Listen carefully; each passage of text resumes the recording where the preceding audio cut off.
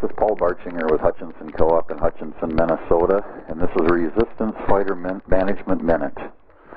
Well, it's been an interesting spring, or lack of spring so far here in south central Minnesota. It's been very wet and cold with very little field work accomplished at this point. Little later planting dates are obviously anticipated, and this is going to have both positive and a negative impact on our weed control strategies. I'll get back to that in a minute.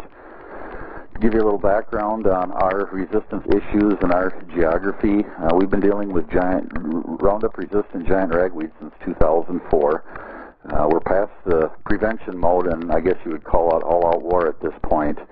We've taken the stance, as well as a lot of our growers, that glyphosate is a good grass killer. Anything above and beyond that, as far as broadleaves go, we better be attacking the situation a little bit differently. And up to this point so far, giant ragweed has been the only weed that we've been dealing with resistance to this point. As I said earlier, wet, cold soil conditions, very little field work accomplished here in south central Minnesota, which is going to lead to a little later planting date, which should allow for destroying the first flush of giant ragweed with tillage. Last year, we had all the corn in the ground at this time, and many of the soybeans planted as well.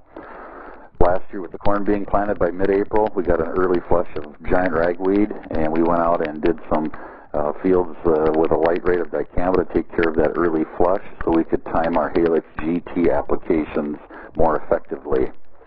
There again, with later planting this year, giant ragweed is starting to get green out in the field already, believe it or not.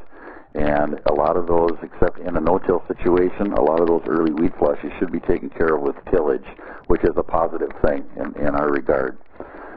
On the negative side of things, it's going to be quite challenging to get any pre-emerge products out on our soybean acres.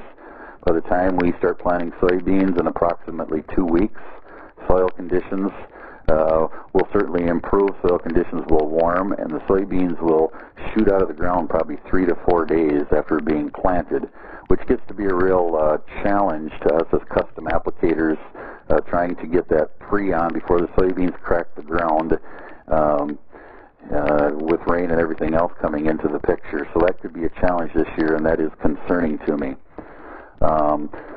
Our number one lead product for soybeans this year is Flexstar GT 3.5. We've got about 90% of our soybeans planned with that on a first pass application.